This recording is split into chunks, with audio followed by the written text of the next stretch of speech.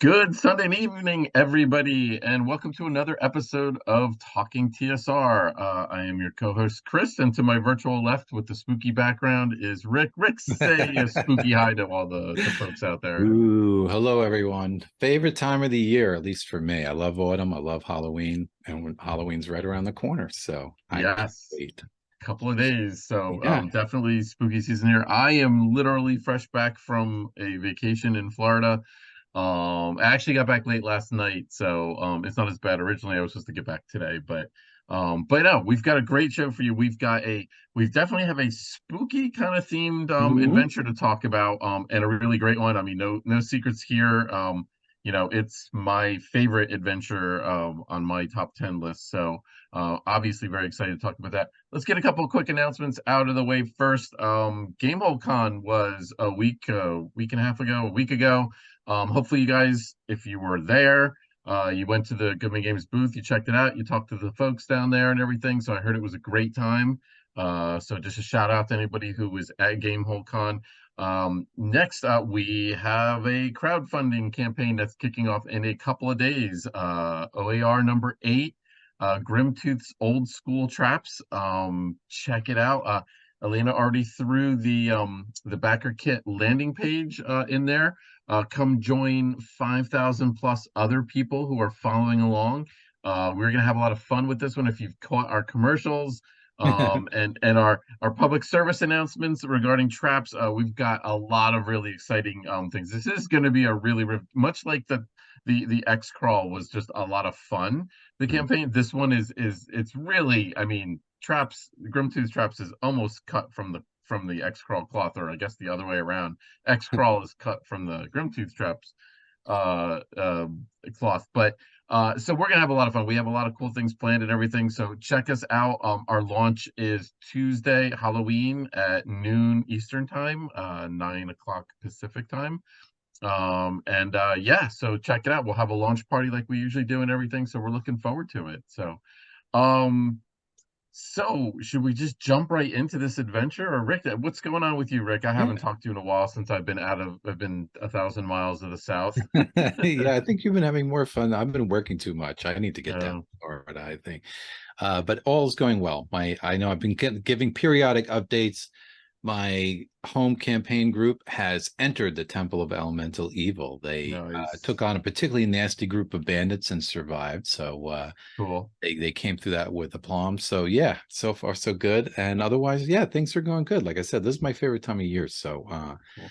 I'm a happy camper, just enjoying this little short, too short span in between, summer and winter. It Yeah. seems like it gets shorter every time, but It does. you It know, does. I totally agree with you that. And folks, I just want to give you guys a little bit of a tease. mhm. You're definitely going to want to be around for the end of the show. We have a really big announcement for our next episode. So we'll tease that a little bit there. But in the meantime, Mhm. let's get down to business here and let's talk Yeah, about I6 Ravenloft. So I'm going to throw it right to you, Rick, and ask for your, a high view of like what this module means to you and what you think about when it's a good thing to start. It's like when we say I6 Ravenloft, what is the first thing that jumps to your mind? Encounter or whatever. sure. Gothic flavor and maps. Those are the two Hmm. things. This one written by Tracy and Laura Hickman. Yes. Obviously vampire centric adventure, the definitive, I think, vampire adventure. I Yeah. think everybody thinks of, Strahd in D&D terms when they think of a vampire villain. I guess this was published in 1983. Hmm. uh, Lots of gothic flavor. This just, for me at least, this just oozes theme, which I love. Yeah. It just screams universal horror movie kind of vibe. And obviously it went on to inspire the Ravenloft campaign setting, that later saw publication in the late 80s or 1990, I think it was, with the Realm of Terror box set. So clearly it hit a vibe. Lots of emphasis in the Hickman tradition on story and background. So Yes. really, I think a groundbreaker. I think this module really showed a maturity in the line of adventure modules. It really, it almost to me demonstrates a sort of evolution in game writing design. And I know that's caused a lot of debate too about different, aspects of that, story versus mechanics and whether characters should live and die and all that. But I think there's no denying that this module really broke some barriers. Yeah. Oh, I agree completely. The first thing I think of is the maps. I don't even think the Gothic theme, but yeah, I mean, yes, there's that too. But I that is the very, very first things, opening up and seeing those maps and just being blown away. And again, it's really it's you can learn a lot by looking at those maps for like Hmm. castle design on like how a castle should be designed. And I thought they were for the in the time in the gaming area without going to a library and taking out a book on Castles 101, which I will admit I did eventually do. Hmm. It's like I felt like all these D&D modules said, and if you want to learn more about castles, go to your local library. There always should have been a little public service thing or like a little GI Joe thing at the end, knowing is half the battle thing. Hmm. But so I mean, I just much like we talked about when we discussed Sinister Secret of Saltmarsh on how the Sea Ghost was kind of the definitive Yeah. mapped ship that I used for inspiration. This castle taught me a lot about castles, how castles function, how castles Hmm. look, and how things kind of work with turrets and towers and all that kind of stuff, Hmm. battlements and courtyards. It just really, really was a great education for me. And Hmm. keeping in mind, I mean, Gygax, who created the game, he was very, very up on medieval architecture, and Oh he yeah. could probably map out a castle and battlements, and it would all be logical and make sense and everything. But when you're a 12 or 13-year-old kid, Sure. and you really have no idea, just a wall around a building, oh, it's a castle, but there's so Hmm. much more to that and everything. So learned a lot from just looking at these maps and seeing the isometric maps and everything. Hmm. Really kind of brought that home to me. It's the first thing that I think of. And then the second thing I obviously think of is the vampire himself, Strahd. Hmm. I mean, and like you said, spawned a whole campaign setting. That was just the tip of the Yeah. iceberg when TSR was like all about campaign settings all the time. Hmm. And then you just have to look no further than the fact that it was reprinted in so many different editions. And in Hmm. fifth edition, quite frankly, it's probably the most it's probably the most popular adventure that Wizards of the Coast has reprinted, and not Yeah. reprinted, but I mean they upgraded it and they kind of Yeah. fleshed it out and everything and made it a lot bigger than it was and everything. But was really, and they've redone it actually a second time with that really amazing box set that was even better than the first one and everything. So they really actually gone to that well two times during the last 10 Hmm. years. And that's a testament to, like, when you say iconic villains, you say Vecna, you say Strahd, Yep. you say the Beholder probably. So it all comes together, and that's Yeah. definitely what I think about this adventure and everything that you mentioned. Yes, the Hmm. story and everything, which is just amazing. Really did herald in that new era, and I think that's where some of the old school folks kind of not got left behind, but they started thinking, well, no, you're kind of messing up my game here, where we go into a dungeon, kick monsters' butts, and take their treasure and count up Hmm. experience points. This was different. This was Yeah. story driven. Yeah. This was kind of, it didn't matter, how much treasure you got. It was more about survival and pushing forth the story and everything. So once you Yeah. give me your thoughts about that a little bit. Yeah.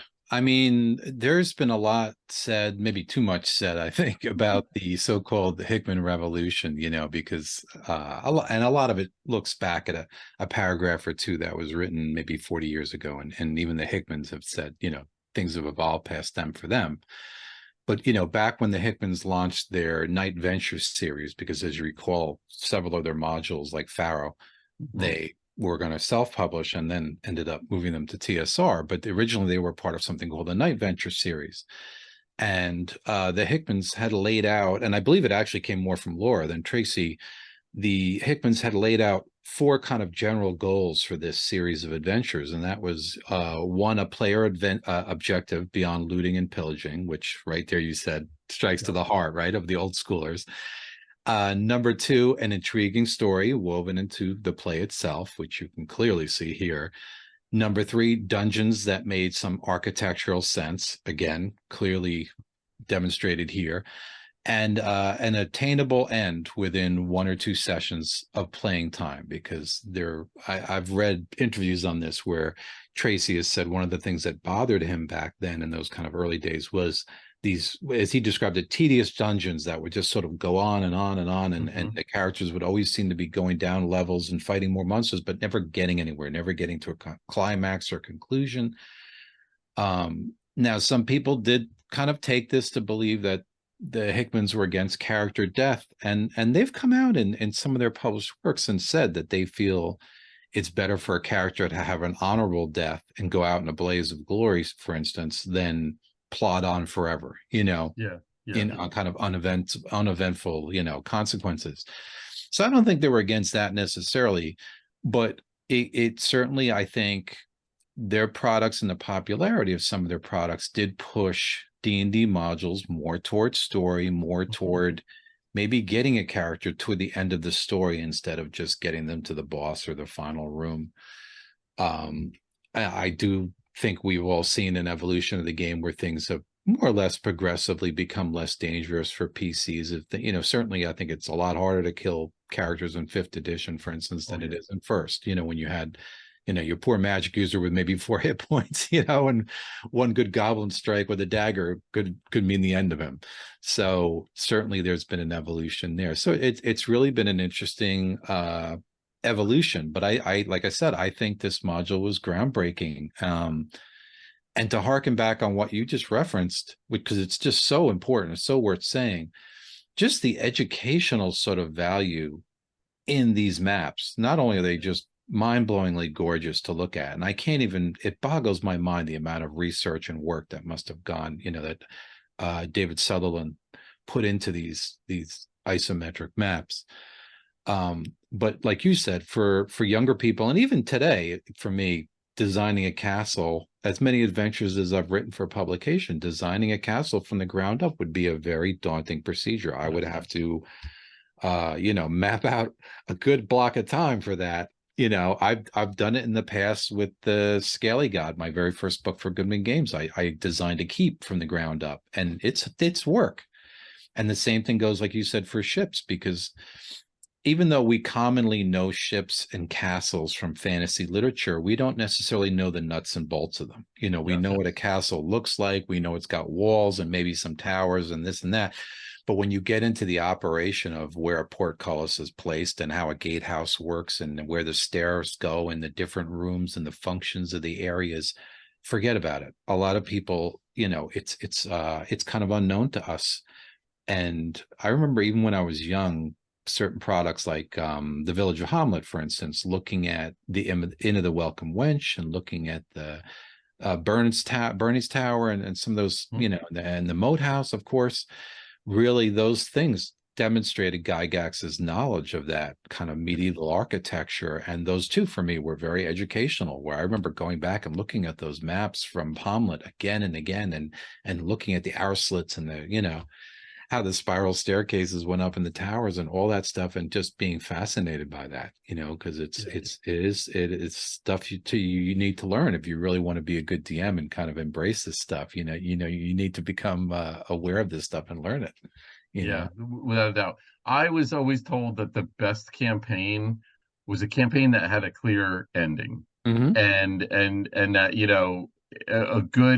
a good game master knows when to end the campaign. Now, these are not really campaigns in the sense, because they're kind of one-shot adventures. So I kind of get that, but I see where they're going with some of that discussion of, they just don't want it to be, 20 levels of dungeon and just keep going one more level down and one more level down. After a while, especially if you don't get a lot of variation, it gets kind of monotonous. And we've talked about that with the Temple of Elemental Evil. And I know for a fact, when I was designing Castle White Rock, we tried very hard to make the levels distinct. Some of them do feel the same and everything, but you want, you want the levels to be as distinct as possible, and that way you feel like you're mixing it up constantly, and kind of throwing a curveball in there every once in a while to kind of keep everybody so that they're interested, and it's not just, oh my God, another level of orcs Hmm. and and prisoners and barracks and storerooms and everything. But and it's fine. It's really to each his own. I bet back this, when I got into the late 80s, I was getting into the RPGA a lot more, and the RPGA really focused on the storytelling. Hmm. And there was not really any, dungeon crawls. There were some, but not really. It was really more about the story. What kind of story could you tell in 4 hours with the characters and everything? So I get that. And there's certainly extremes. And I remember playing some RPG events, even in the late 80s, where you didn't touch a die 20 for 4 hours. And that was unusual back in the day. That Hmm. was very unusual back in the day to play D&D and not pick up a die Yeah. 20 literally for a whole session. And it's like, but so yeah, there's extremes on both sides, Hmm. and I think that's what I thought Ravenloft actually did pretty good. I thought that there was a lot of nice minor encounters. There were gargoyles, there were banshees, there was the other undead, there was the wolves, there was the Strahd zombies, which are zombies that were a bit tougher. There Hmm. was enough of those other encounters, so it wasn't like I believe we talked about White Oasis of the White Palm, how it felt like it was too story Yeah. driven and there was too many NPCs and there wasn't enough. Just Hmm. give the person who's just there to roll initiative Yeah. and cut things down. The Dave character from Knights of the Dinner Table, who was just there to hack and slash. Like, that's, I'm just here to hack things to bits, and it's like everybody else can do the role playing and have a great time. But it's like, Hmm. I felt that there was enough of those opportunities here, that you could do that in Yeah. addition to the story and in addition to Hmm. the villain, in addition to the awesome castle and everything. So I really felt that this, and it's probably why this adventure is my favorite of everyone out there. I just feel like it's got everything. It's Hmm. just got everything you need, everything you want, and you could satisfy all the character classes, all of Hmm. them, I think, with ease. So that's great. So what let's talk about the artwork a little bit. We've we, Sure. we've we've waxed poetic about these maps and everything, but what do you think about the artwork? I love the artwork. Again, some of the pieces, we have a couple really nice full pagers here. Some like the portrait or the scene of them, kind of riding to the castle. There's like a carriage situation with horses. Again, it plugs very strongly into that gothic theme, and it really it every bit of theme has been squeezed out of this adventure. It's really the art serves that purpose, the many descriptions in the adventure itself serves that purpose, the locale and the architecture serves that purpose. So I really like the art. I think for this particular book, and I'm trying to recall who did the interior art. Help me out here if you know, because I believe that artist went on to do basically a whole lot of Ravenloft adventures, the ones that I came later on. Yeah, the uh, cover was Clyde Caldwell. Yeah, the And I cover's think he Caldwell, actually but he do you did think the he did full the interior? page. Okay. Yeah. I think he did. I think he did the majority of the interior art as well. But yeah, Because they're great. yeah, Um, this was Parkinson, Caldwell's, and mhm. Easley's heyday. This is Mm, when they were hitting their stride and basically, just blazing a path mhm. for art department and everything, and just doing an amazing job. So yeah, that cover is just Oh absolutely yeah. amazing. I And mean, that's a good point too. I think this module could be looked at as, not solely, but as one of the adventures that ushered in maybe that era too of yes. uh evolved art. And I don't say that denigrating the older art that came, because as you know, I'm a great Trampier fan, etc. Hmm.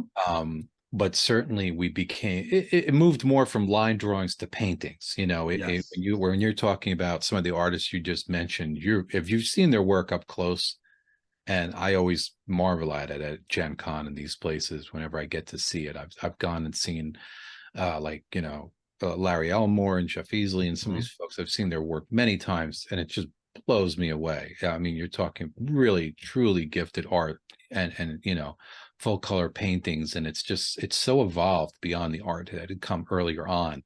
And here it's used to really good effect. Yeah. You have some really moving, striking pieces that I think help plug into that, like I said, that theme and that story. They kind of Yes. emphasize the moodiness, that one picture of the woman next to the adventure kind of near this portrait. Yep. It matches the encounter where they talk Mhm. about the sadness in these portraits, and it works. So what's not to like? I love it. I think Yeah. it just makes it work. Totally. Yeah. Yeah, without a doubt. Another thing that I would like to definitely discuss about this is the replayability of this adventure is Mhm, just, I mean, off the charts with that whole beginning section of the fortune card reading. mhm, And the fact that, placements of objects, could be completely different. mhm. The motivations of Strahd could be different and everything. And then to do something like that, I mean, the authors could have just done that and told the game master, you could put it here, or you could put it here, or you could put it Mhm. here. But then to kind of weave that all into like a Yeah, game element, yeah, that fit the theme and kind of yeah. fit the creepiness of it all, was just sheer brilliance in my Mhm, opinion. And this I've run this adventure the most of any. Well, I'm not sure. I'd hmm. have to go back and really count. I might have run Sinister Secret of Salt Marsh more times than this at this point now. But I've run this one, I believe, 4 times, and I played it once. And 2 times I ran it through exactly the same group. Hmm. And I just did the fates differently, Mhm, and it took them a few encounters to figure out that it was that they had been through the adventure before, mhm. but they still enjoyed it. And that was actually a Halloween night, and it was the Hmm. one time I've ever played by Nice. candlelight, which sucked, Oh, by wow. the way. It really sucked playing at candlelight because it was really hard to see.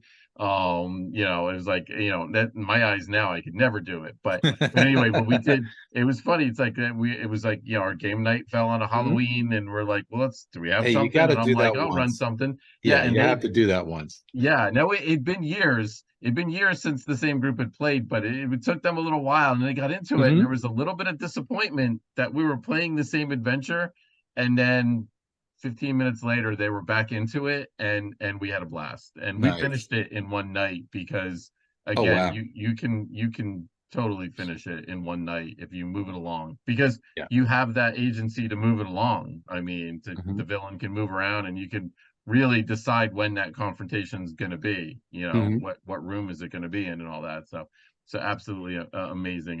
That part is just kind of the cherry on top, the mhm. replayability of it. So, have you played and/or game mastered it? And I have never game mastered this. really, Um, this is certainly falls into the category of, now that I've reviewed it for this show, it makes me want to run it, much like yeah, found recently yeah, reading. And now, of course, because of the show now, I probably got a stack of 15 modules I want to run. But certainly looking at this castle map, and just, I don't know, I liked it even more rereading it recently, and I yeah, never disliked it at all. But yes, looking at it recently now, I was just like, this holds up so well oh that, yeah, like you said, I really want to grab my players and just drag them over here on Halloween night, kind of, and play through. And it's interesting, actually, me hearing that you played it several times, because as much as I love several aspects, I was kind of wondering how they actually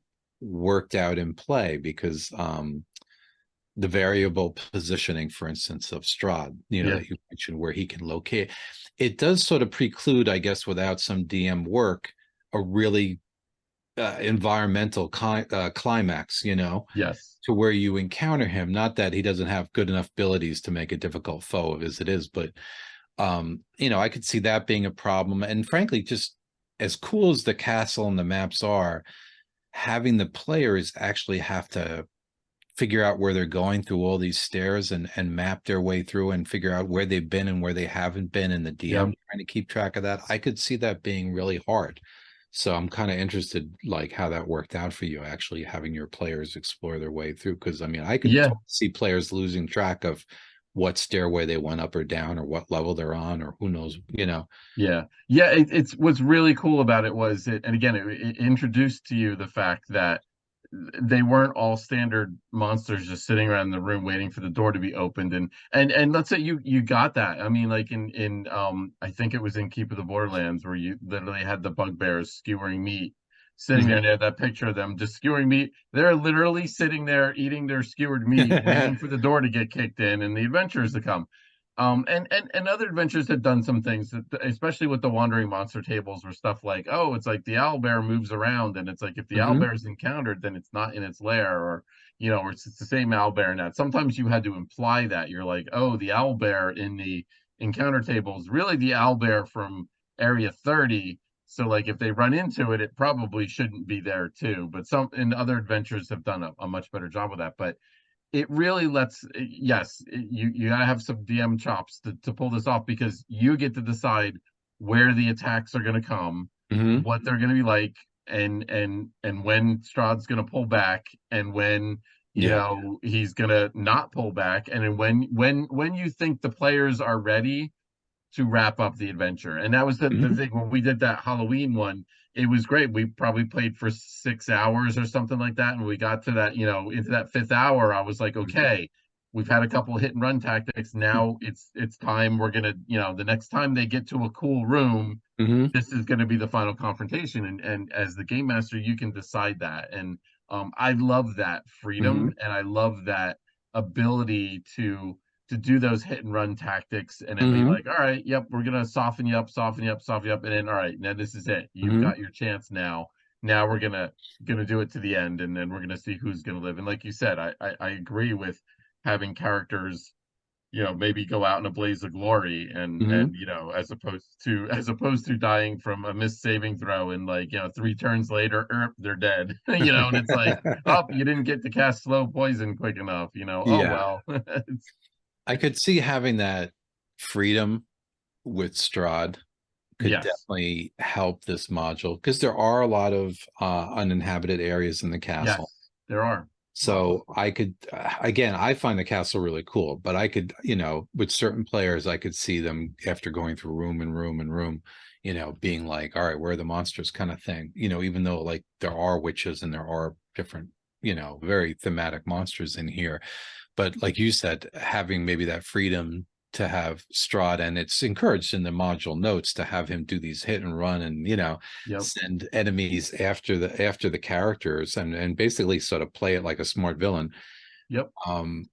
You don't have to wait until the characters get to the final room where the boss is Yeah. sitting there. You can bring the boss to them in this case. Yes. So And that was the brilliance of yeah. it, and getting to do that was so liberating, and it was just really cool to be able to, and also to use that. And I think in this adventure, due to the gothic nature of it and everything, I think it actually works not having a lot of empty rooms, because the characters are very suspicious, and they're like, uh-oh, is this the room? Yeah. Or okay, there's the vampire in here or something else, and it's like, is it the vampire, or is it just a vampire? You know what I mean? And it just, them having them second guess constantly, it just adds that another layer onto it, where, oh my God, the room's empty. Well, it can't really be empty. Like there has to be something here. And it's like, no, but there isn't. But then seeing them, just toil with that, and and Hmm. and and, and kind of basically just get them out of their comfort zone. And again, this adventure, it just the whole thing, it works with the kind of the timeline, and you could really put a ticking clock on this one, and have a definitive end, and that is brilliant design, and really adds to the enjoyability of it, without a doubt. So, Nice. all right, let's do we have anything else you want to talk about? We talked about the maps, we talked about the artwork, we talked about the story, the controversy a little bit. I guess let's get into our top five Yeah, let's do it. interest class faucets, because I've got all kinds of interesting things to talk about. Do you have any honorable mentions? I do. Okay, me I've too. I actually have got two. two. I've Yeah, I got do have. I two. have two also. Oh, all right. Um, why don't you go ahead? I Okay, can't. I think I went first last time. Why sure. don't you go for it? So my two honorable mentions is, first of all, I actually really like the wilderness crawl part at the beginning of the adventure. I feel it's just enough to Hmm. give you enough of a hint to kind of set the stage of this strange land, if you will. Very nice color map. And detailed a village with only a couple of, reminds me much of Nulb from Village of Hamlet, where you get a couple of places detailed, but then the rest are up for you and everything. I just thought there was enough detail in the Wilderness Scroll, enough to set the stage and kind of just set the ambiance of everything. So it wasn't too much. It wasn't not enough. I think it was about 5 pages with a nice piece of artwork.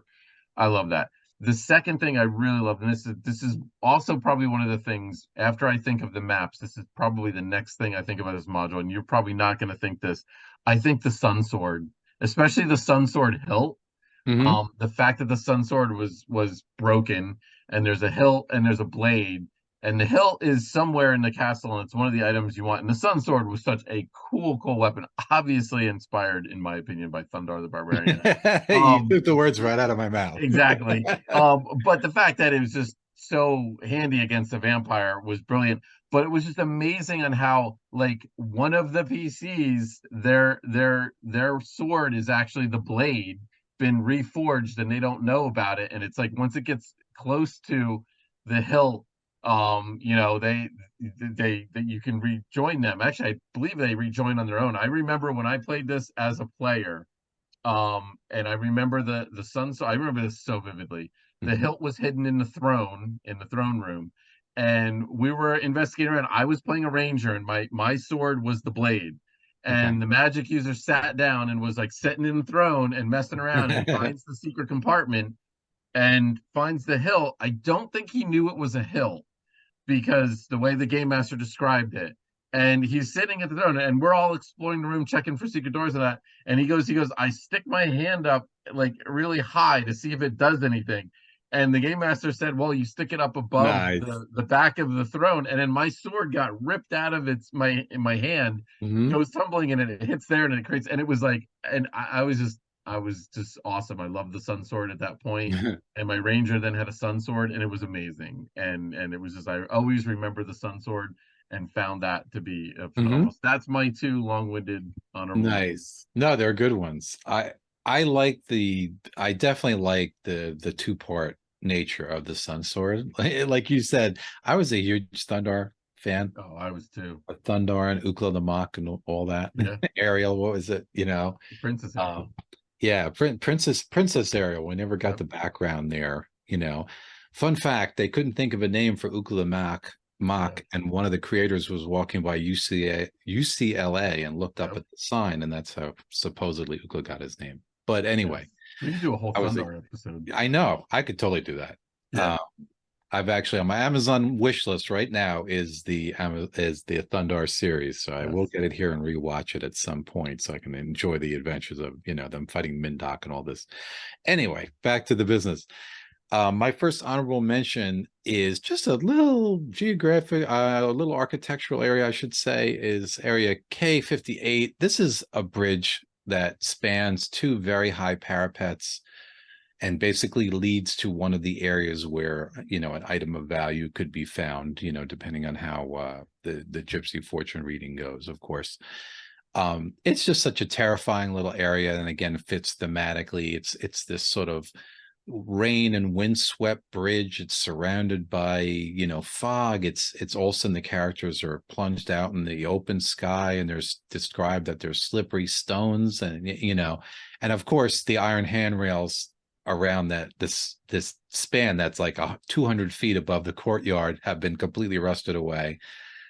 So there's a potential for 19d6 falling damage should the characters slip off of this. And this is the kind of thing I could have a lot of fun with my characters, is if they wanted to go from one area to the other, terrifying them as they go across this bridge. So I wanted to give a quick prop to that. Nice. My other one is the NPC, the butler Cyrus Bellevue. You gotta love this guy. Yes. He's given several rooms and cooking a pot with zombies in it, and which is hysterical. But my favorite touch with him is you kind of find out that the butler's quarters are full of all old adventurer gear from the many adventures that have come and been defeated by Strahd. And it's mentioned that when he encounters the player characters that he will start fingering their gear, I guess thinking about the gear that he's going to soon acquire.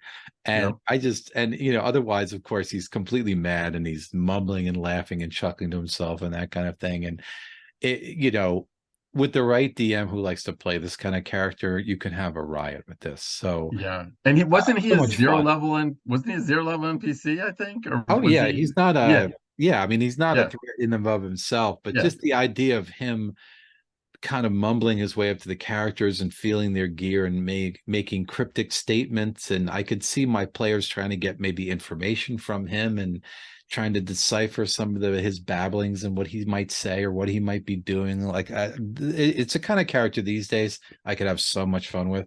yeah, yeah, Again, the kind of thing where I read this and I say, oh man, I could run this adventure now and just have so much fun with a character like that. It's custom made to, jerk your players around a little bit and just have some fun with a kooky character that you put in there. So it's a great character. So that's my second honorable mention is the all Butler right, Cyrus. awesome.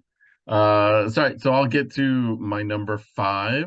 We've already talked about it. My number five is the maps. I mean, the Mhm. maps are amazing. I mean, I could have put the maps number one, but Mhm. I just had too many other cool things I wanted to get to.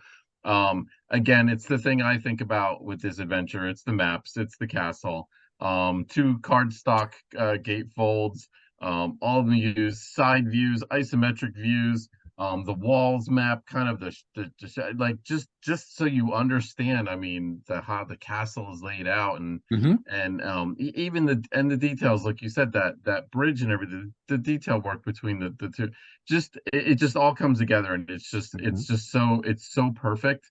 That's my number five. It's just the maps in general, Mhm. and love it. Yes, and it does get a little tedious for the player characters, but still, it's all very believable and Mhm. it all Oh yeah. works. And I think that's just something. If you were in that environment, you would have that circumstance. Yeah. So love it. And it fits the villain, It to does. It this does. grand edifice that he lives Yep. in. It just so fits, that Yep. kind of if there was ever a villain that deserved a castle like that, it's Yes. Strahd. So Definitely. totally fits. And speaking of Strahd, my number five is the villain Strahd, Okay. and Nice. the directions to play him smartly. Um, Mm-hmm. his hit and run tactics, the fact that you're given notes as to where he might be, when he might go Mm-hmm. back to his coffin. Um, and oh, well, let's not ignore the fact either that he was a vampire with magic user levels, Yeah. which at the time, this might be blasé today, but at the time that Yeah. was pretty radical. It So was. that was not commonplace at all. So just I remember back in the day kind of looking at this and being like, wait, he's a vampire and he's a magic user, because that suddenly just enriches his attack ability and his ability to control his environment to so much greater degree. And again, it still totally makes sense. If this vampire has been around for years and years, certainly he would have time to study magic. So there's nothing implausible there whatsoever. Yeah. So I really like the fact that the Hickmans go out of their way to tell you to basically not play him like a dummy, because if he is, I always felt like one of the strengths of creatures like liches and like vampires is that they're long lived, they're probably genius level intelligence, or they're certainly up there usually, and they're not always played like that. If Yeah. a villain has been living for many years and surviving for many years, presumably against a number of opponents over the years, and they're very smart to begin with, they should totally be played smartly. And here you're really encouraged to play him to the hilt in that regard. So I love that. I felt like Yeah. it was one of the first truly, we were given lots of villains, um but it's interesting because it plugs into that whole Hickman storyline thing, and yet it also kind of harkened back to Gygax with some of his smarter creations like Lareth, where he would have Mm-hmm. these occasional villains that could definitely be played smart and give your characters a hard time. So yeah, what's not to like? Just a great memorable villain. Yeah. No, totally. All right. My number 4 is area K20, the Tower Hall of Honor. Hmm. This is it's a weird encounter, but I love it. It's a staircase going up a tower, spiral staircase going up a tower, and inside is that at the top of the staircase is the Guardian of Sorrow. And it is literally a heart that is suspended, I guess, in midair, but it's like a giant, enormous heart and everything. And it's got stats, so you can attack it, and you will need to attack it. Basically, your combatant in this part of the dungeon is the entire tower. The entire tower attacks you. You defeat the tower by defeating the heart, which is kind of cool. But like it Hmm. animates the halberds that are on the wall, Hmm. and they all attack you, which is just awesome. And then the tower pitches back and forth while you're in it.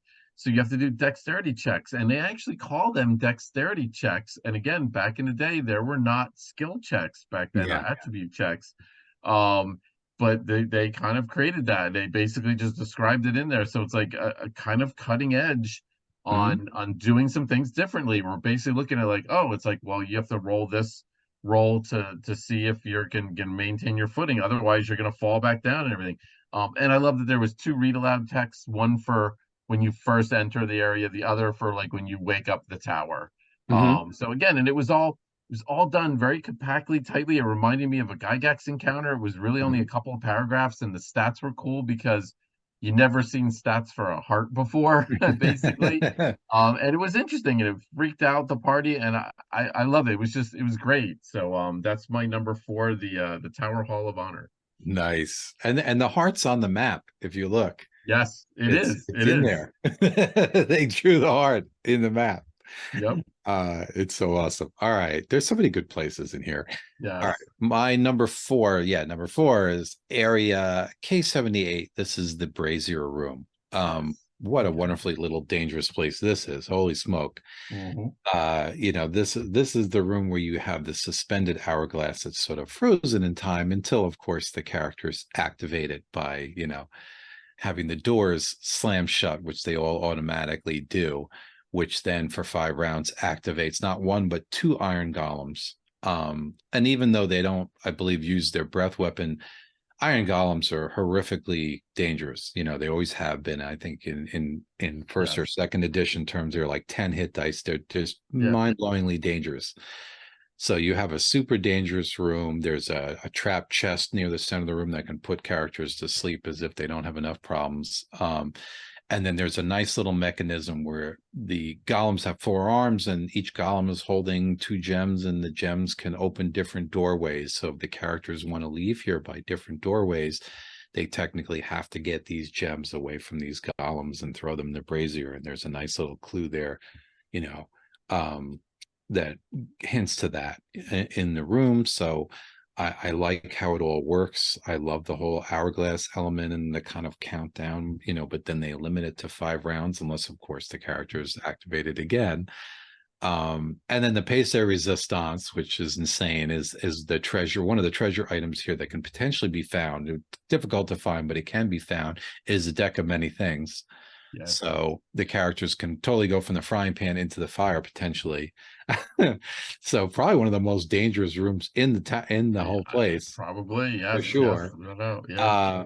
But I love the whole mechanism of it. It's just really coolly thought out. It's just, 1 minute you're walking through the castle and all of a sudden, boom, you run into this crazy dangerous area that's just, a very dangerous puzzle with these 2 golems. So I think it's awesome. That's my number 4. Nice. Excellent. So, my number 3, we have a crossover. Oh. It's Strahd. Strahd as a villain. I love the fact that it's an entire page of stats in the monster manual format. I love that it's presented on page number 3, Mhm. not at the back of the book. Yeah. It's presented right up front, and it's like, here Mhm. you go. And yes, the 10th level magic user. We've not seen that before, and you could make the argument that that kind of set the standard for third edition when you could actually add player character classes to any monster. You could have a 10th level magic using orc. You could have a 14th level sorcerer beholder, all kinds of things. They probably did it first. So I love that he was. We already talked about this. He was not tied to a particular location. That was great. And then on top of that, he's got all the abilities of a vampire, which were quite extensive at the time and everything. So it was just a very compelling villain. And yes, the cherry on top was those tactics about, he'll just attack for 5 rounds and then flee, or he'll summon wargs and attack, or Mhm. just whatever it is, and then just the couple of notes to play him like a genius, play him intelligently. This is Mhm. his home. He knows this whole place. Yeah, yeah. Characters Home turf. don't on his turf. Yeah. Use that to your advantage, and just having so much fun and just thinking of the possibilities with that was fascinating. So yeah, that's my number three. It's a crossover, Strahd himself. Ding. Yep. All right, my number three, we have a crossover here, perhaps an obvious one. I tried to keep it off the list, but I couldn't because it's what I think of when I think of this module. It's the isometric maps. Yeah.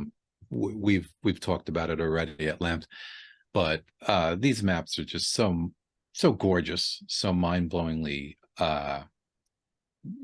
just educational for the DM, showing you how everything cook. If you look at these maps, you instantly understand how the stairways connect and how some of these things work. You're teaching the DM about castles while they're playing. I love them, Worth noting, I've seen it mentioned that they were the first isometric maps in the module. That's actually not true. The first isometric map to appear in the module was actually the lower, whatever it's called, the underground city in the oh my god, I'm The trying to Lost City. The Lost Lost City. City. Thank Yep. you. I couldn't think of it. Because I've been trying to stay away from the Lost City since I'm going through it right now as a player. But yes, that sort of underground city map, I believe, was the first isometric map technically in an adventure, but certainly these maps by Yeah. Sutherland kill it. Yeah. So to this day, I look at these. I don't think there's anybody in the industry who's written D&D books, and worked on these kind of products that don't still look at those maps and envy them and look and kind of lick their chops a little Agreed. bit when they look at those maps and think, man, if I could come up with some maps like that in a product. So yeah, they absolutely stand the test of time, magnificent work on Sutherland's part. Yes. Excellent. All right. My number two is area K84, the Catacombs. So this is it's a humongous room, 110 feet by like 180 feet, and then filled with 40 different 10 by 10 square crypts. And each of the square crypts is basically another encounter. Very, very brief encounters and everything. Hmm. Most of them with a very funny epitaph on the door or the arch or something going into it. Some of them are just downright silly. Some of them are just downright deadly. Hmm. There's also 3,000 bats on the ceiling. Hmm. That back in first edition, bats just kind of confused you and broke your concentration for spell casting. 3,000 bats, like in fifth edition, would probably wreck Oh you. It's yeah. definitely many, many swarms. But there's teleporters in there. Mhm. Just a lot going on, very complicated area, but like just so fun. There's just Mhm. so much in there. There's so much material. And again, the fact that they can get all that material in there in such a short 40 different crypts, basically, and I Mhm. think a page and a half, whatever the heck it was, just amazing. And just Mhm. just a almost like I wouldn't even say a blank canvas, but a canvas to basically run with and kind of make whatever you want out of some of these Mhm. encounters, and just absolutely just love this. I think we did a top 10 favorite encounters episode like 2 years ago, probably, or maybe Mhm. 3 years ago, and I believe this was on my list, this room, just because it Oh was so wow. complicated, and it was so I remember it. I'm like, Yeah. when I talk encounters with this Mhm. adventure, this is the room I think of, because there's just Mhm. so much going on in it. So that's my number two area, K84, the Catacombs, and all the various encounter areas. Nice. Well, my number two Ring the bell. is K84, the There it is. Catacombs. Yep. What's not to like? I mean, Mhm. as I've said many times on this show, I love rooms where the characters can explore different things, where there's a Yep. room full of statues, full of chests, full of mirrors, where there's Yep. different effects. And Pools of this, water. right, pools of water like in Search of the Unknown, and any of those kind of, I just I don't know what it is. I find those kind of rooms really fun, and my players always have too. You know, it's an exploratory thing. What does this mirror do? What does this mirror do? And you get your, you know, the DM can put some wheel and woe in there, and it's lots of fun. And this totally plugs into that. Like you said, we've got the bats, we've got some dangerous encounters. You've got Strahd's kind of crypt in, you know, this area, and things all plug in. But there's all these different encounters that are just very brief, but like you said, you could expand on them, and some of them plug into the story. There are one or Yes, very two much so. Yeah. crypts that imply, you know, anger or jealousy or relationships gone wrong or different things going on. And then you have some of the kind of classic, I consider, Hickman humor in there. You know, Yep. I wrote down the one crypt, Sir Cedric Spinovich, Admiral Spinovich. It said, confused though he was, he built the greatest naval force ever assembled in a landlocked country. You know, so it's like stuff Great. like that you can't make up. It's great.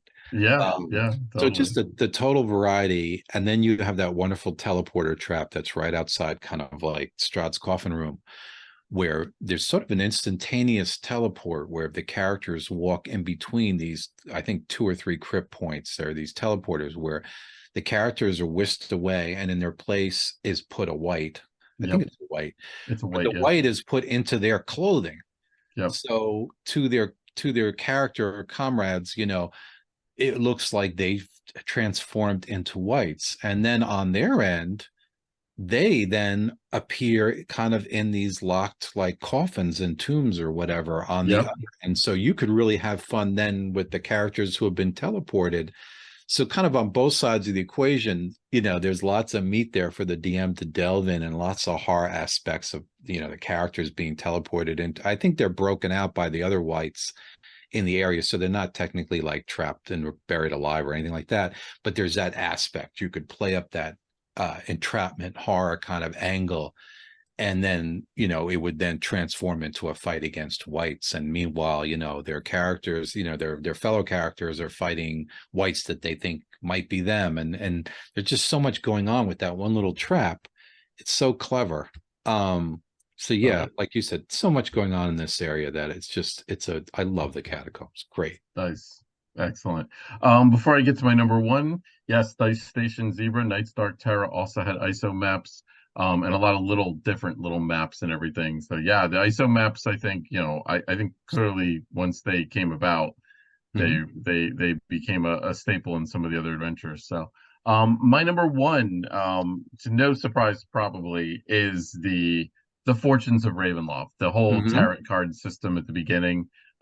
Just absolutely brilliant. We already kind of talked about it, but there was 5 rules, and you know, I also love the layout of the page and the fact that you have cards up at the top of the page Mm-hmm. at different angles, and they actually put the rules, and it basically says step number one, Mm-hmm. determine where the holy symbol of Ravenloft is. Step number 2, determine where the tome of Strahd is. Step number 3, determine where Strahd is himself. Mm-hmm. And a little bit of box text on each one too that gives you a hint, kind of an in-game hint of like what this might refer to. And like I said, most of my characters, they're not paying that close attention to this because they don't think it's that important. They just think it's, oh, this is the game master's just having some fun. Mm-hmm. And no, it's not. It's actually, this is the plot, and this is what these are Yeah. your goals and everything. Where the Sunsword Hilt is, and then where Strahd's what Strahd's goal is ultimately. And then it breaks you off into these tables, and it's even better. It's like the table 1 is location, so that'll tell you where everything's at. Mm-hmm. Table 2 gives you a certain modifier to your to hit bonus and AC based Mm-hmm. on like how well you draw the card, you know, how good the card is or bad the card. And in table 3 is the different results for the motivations, which is just absolutely brilliant. Again, I really love the fact that this could easily have been all handled in the beginning of the adventure in a couple of paragraphs, kind of in a very sterile way. Like, Mm-hmm. here's what you can do to make this adventure your own and different and all that, or just pick one. But no, to weave this into the tarot card reading and one of the NPCs Yeah. that you encounter, just brilliant, Yeah. and I love every bit of it. So that's my number one, The Fortunes of Ravenloft. Well, I feel terrible because we've had so many crossovers, but my number Oh, one is The yeah, Fortunes of Ravenloft. yes. For all that you were so eloquent in describing everything, I don't even know what to say. But basically, like you said, the way the cards, the Yeah, layout of the cards, the fact that they're put into the adventure, like you said, rather than just have a DM table or I don't know, some kind yeah, of mechanical way of doing this, the fact that it's inserted in a very thematic way, because when I think of gypsies and fortune tellings, I think of the old Universal movies like The Werewolf and these, yeah, yeah, these movies. So I can see, and it's fun for the DM because you can have the characters do a kind of reading in real life and get that. For me, part of the fun of being a DM, especially with first and second edition, where perhaps wandering monsters were a little more plentiful, later editions sometimes, especially when you hit like fourth edition, there wasn't always as much time. Combat could yeah, take longer, and at least in my own games I started finding that I didn't really have the spare time for as many wandering monsters. But originally when I played in the early editions, I always found wandering monsters a really fun challenge as DM, to just have a monster thrown at you as a DM and having to come up with something, on the spot of, how this creature attacks and where they come from and what's going on. And this sort of works like that. It throws a situation into players, but now the DM has got all these different, things about where the items are, and what Strahd's motivation can totally change based on these card drawings. And like you said, there's a replayability that you could bring potentially a group back after a few years and run this adventure. And even if they know and love this adventure, they could have a different experience because they might have to go to a different part of the castle to find what they're looking exactly. for. And Strahd could be doing something completely different. So it's a great mechanism, and it totally plugs into the theme. So I love it for all those reasons. Cool. All right. There you have it, folks. Our top five for Ravenloft. This was such an easy one to do. I felt like Right? in rereading it was like, oh, Almost a I cheat. knew it and everything. It was just so it was just an absolute joy and a pleasure. So, A good um, climax to our our line of Hickman yes, episodes, we right? promise no more Hickman modules Yeah, I think it's like after four in a row. 4 or 5 Hickman written Yep. module episodes in a Yep. row. So And next week, B7 Raija. No, we're not doing that. yeah, no, Yeah, so Rick, tell them what you got to tell them. sure. Well, folks, as always, we are thrilled that you could just, join two guys here and just sit and talk about these adventures we all love. If you like what you've watched, please give us a like, subscribe if you haven't done that already, or give us a follow. And we always read and love your comments. Now, our next show, I believe, is coming your way on Yes. November 19th. Yep. Last show before we kind of take a pause at 8 p.m., but it's going to be a very special show. So why don't you tell them a little bit about that, Chris? Yes. So everybody, big announcement time here, folks. So our next show will be our last show, and not last show for the season. It will be our last show of Talking TSR. Don't worry. You're gonna want to tune into that show, even though it's Yep. all over. Because we're gonna have a really cool, exciting announcement on something that Rick and I are gonna be working on for 2024. So we will be back in a different Yes. format. Like But Strahd, we don't go down so easy, we don't right? go down easily, but Talking TSR has run its course. Next episode will be our 55th episode. It's just time. It's time Yeah. for us to do this. To quote Q from Star Trek: The Next Generation, all good things must come to an end. Mhm. And this is going to come to an end. But like I said, you're definitely going to want to tune in. We are going to actually do our top five list of our favorite adventures that we didn't get a chance to talk about. So, which is like really cool. Yeah, Because there's a few on there that we just there didn't get are. around to. There are. So that's going to be our list, but we're also going to, we're going to do some reflections back to, not all 55 episodes, but we'll do some reflections back on the show and everything. Mhm. And like I said, we're going to have a really cool announcement. We will be taking a pause over the holidays like we've done in the past. But we will be back in January with something very exciting, and I think you guys are going to really love it. So, Yeah. so please tune in. Don't kick us to the curb yet. Give us one more No, episode. please And listen to what we have to say, because I think everyone will like it. yeah, exactly. Is that 6 years? Yeah. We've been doing this show for 3.5 years. We started this in the midst of the pandemic after the first Cyclops Con, and we've basically been doing it every 3 weeks since, with some pauses around the holidays. So it's a lot. It's a lot. So, but we it is love a it and lot. everything. Yeah. But yep, so we'll be back. We'll have some cool announcements and everything. Pearl of Wisdom to wrap it up there, Rick. Oh What is your boy, Pearl of sure. Wisdom? Pearl of Wisdom. Let's talk about to riff back on one of my top fives, villain complexity. Um, the best, most memorable villains are the ones that are played with some wits. You know, give your big bad, give them wits, give them tactics, give them guardians. Like Chris said, be allow them the option of a first strike or a warm-up strike, if you will, and then maybe they can, you know, go back to safety and then foray again.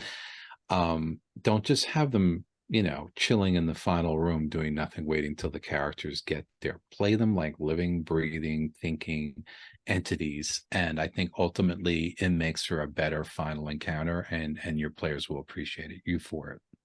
Definitely. So my Pearl of Wisdom, very similar to that. I'm just gonna reinforce the move your villains around. Move, and not just your villains, you can actually move your other NPCs and your other combatants around and everything, but don't keep them static. Move them around. Have, you just take a couple of paragraphs in the beginning of adventure and say, hey, this is, the guard rotation goes like this, and every 6 hours they do this. And because there's a lot of times when especially in some of these mega dungeon crawls, your characters go in and then they retreat. Well, what happens when they retreat? They're not all sitting there when all their Yeah. comrades in the next room were just defeated. They're not just going to sit there and eat their skewered meat like those bugbears in B2. So basically, just play them intelligently and move them around, and those hit and run tactics are great, and really let them earn it, and and get them some closure. Now I think you'll have a lot more fun at the end of the day if you do that. So that is my Pearl of Wisdom for the show. So with that, we will bid everybody adieu for 3 weeks, and we will see everybody on the 19th of November. So Yeah. everybody have a great spooky day in a couple of days, and enjoy pumpkin spice season while it continues.